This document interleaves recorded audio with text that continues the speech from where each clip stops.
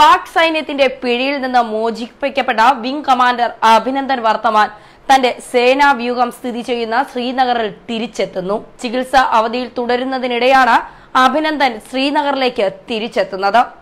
4 ആഴ്ചത്തെ വിശ്രമ അവധിയാണ് ഡോക്ടർമാർ അഭിനന്ദനോട് നിർദ്ദേശിച്ചിരുന്നത്. ഏതാനും ദിവസങ്ങൾക്ക് മുമ്പ് തന്നെ അഭിനന്ദന്റെ ചികിത്സ പൂർത്തിയായിരുന്നു. ചെന്നൈയിലുള്ള കുടുംബത്തോടൊപ്പമാകും അഭിനന്ദൻ വിശ്രമകാലം ചിലവിടുന്നത് എന്നായിരുന്നു ആദ്യം വന്ന റിപ്പോർട്ടുകൾ. എന്നാൽ അതെല്ലാം തള്ളിയാണ് അഭിനന്ദൻ തന്റെ സേനാവ്യൂഹം സ്ഥിതി ചെയ്യുന്ന ശ്രീനഗറിലേക്ക് എത്തുന്നത്. പാകിസ്ഥാന്റെ വ്യോമാക്രമണം ചെറുക്കുന്നതിനിടെ വിമാനം തകർന്ന് പാക് പിടിയിലായ അഭിനന്ദ് വർത്തമാനെ ഈ മാസം 1-ാം തീയതിയാണ് പാകിസ്ഥാൻ ഇന്ത്യക്ക് തിരികെ കൈമാറിയത്. പുൽവാമ ഭീകരാക്രമണത്തിന് തിരിച്ചടിയായി ബലാക്കോട്ടിൽ ഇന്ത്യ നടത്തിയ വ്യോമാക്രമണത്തിന് പിന്നാലെ ഫെബ്രുവരി 27-ന് ഇന്ത്യൻ സൈനിക കേന്ദ്രങ്ങൾക്ക് നേരെ പാകിസ്ഥാൻ പ്രകോപനം തുടർന്നിരുന്നു. ആക്രമണം നടത്താൻ ശ്രമിച്ച പാകിസ്ഥാന്റെ F-16 വിമാനത്തെ MiG-21-ൽ പിന്തുടർന്ന് വെടിവെച്ച് വീഴ്ത്തിയത് ഇന്ത്യയുടെ ധീര പോരാളി അഭിനന്ദ് വർത്തമാനായിരുന്നു. ഇതിനിടെ അഭിനന്ദന്റെ വിമാനത്തിനും വെടിയേറ്റ് വീണു. പാരച്യൂട്ടിൽ താഴെ ഇറങ്ങവെയാണ് അഭിനന്ദൻ പാകിസ്ഥാന്റെ പിടിയിലാവുന്നത്.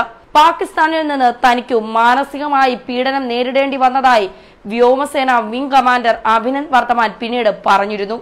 ശാരീരികമായ ആക്രമണങ്ങൾ പാകിസ്ഥാനികളിൽ നിന്ന് ഉണ്ടായിട്ടില്ലെന്നും അഭിനന്ദൻ പറഞ്ഞതായാണ് വിവരമെന്നും ദേശീയ വാർത്താ ഏജൻസിയായ ANI റിപ്പോർട്ടും ചെയ്തു.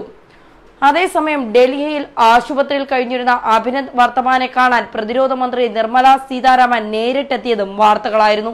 ആശുപത്രിയിലെത്തിയ മന്ത്രി വ്യോമസേന ഉന്നത ഉദ്യോഗസ്ഥർക്കൊപ്പമാണ് അഭിനന്ദനുമായി കൂടിക്കാഴ്ച നടത്തിയിരുന്നത്.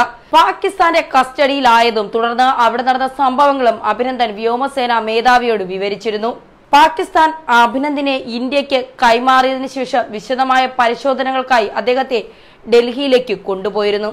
അവിടെ വിശദമായ പരിശോധനകൾ നടത്തി പാകിസ്ഥാൻ അഭിനന്ദിന്റെ മേൽ ഒരു ചാരപ്രവർത്തിക്കും മുതിർന്നില്ല എന്ന് മനസ്സിലാക്കിയതിനു ശേഷം അഭിനന്ദൻ വിശ്രമ ജീവിതത്തിലേക്ക് കടന്നിരുന്നു. എന്നാൽ ഇപ്പോൾ വിശ്രമ ജീവിതമൊക്കെ മാറ്റിവെച്ച് അഭിനന്ദൻ തിരിച്ചെത്തുന്നു.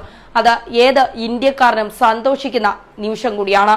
കാരണം ഇന്ത്യ ലോകത്തിനു മുന്നിൽ അറിയിച്ചത് ഒരുപക്ഷെ ഈ കഴിഞ്ഞ ദിവസങ്ങളിലൊക്കെ അല്ലെങ്കിൽ കഴിഞ്ഞുപോയ മാസങ്ങളിൽ അത് അഭിനന്ദ് വർത്തമാൻ എന്ന ധീര പോരാളിയായിരുന്നു.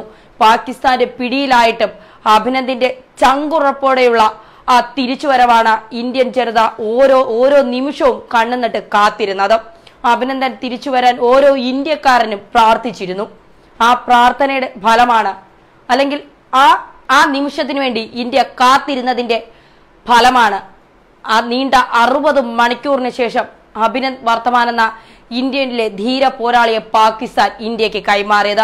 പാകിസ്ഥാൻ വിലപേശലും ഇന്ത്യക്ക് മേൽ സമ്മർദ്ദങ്ങളും ഒക്കെ ചെരിഞ്ഞിട്ടും ഇന്ത്യ അതൊന്നും മുഖവിലക്കെടുത്തില്ല. ഒരൊറ്റ തീരുമാനം മാത്രമേ പാകിസ്ഥാന് മുന്നിൽ ഇന്ത്യ വെച്ചുള്ളൂ: ഞങ്ങളുടെ സേനാ നായകൻ അഭിനന്ദ് വർത്തമാനെ തിരികെ നൽകുക. ഒടുവിൽ പാകിസ്ഥാന് ഇന്ത്യക്ക് മുന്നിൽ മുട്ടുമടക്കേണ്ടി വന്നു. വാഗ അതിർത്തിയിൽ വെച്ച് അഭിനന്ദ് വർത്തമാനെ ഇന്ത്യക്ക് കൈമാറിയ നിമിഷം ഓരോ ഇന്ത്യക്കാരനും അഭിമാനിക്കേണ്ട നിമിഷം കൂടിയായിരുന്നു അത്.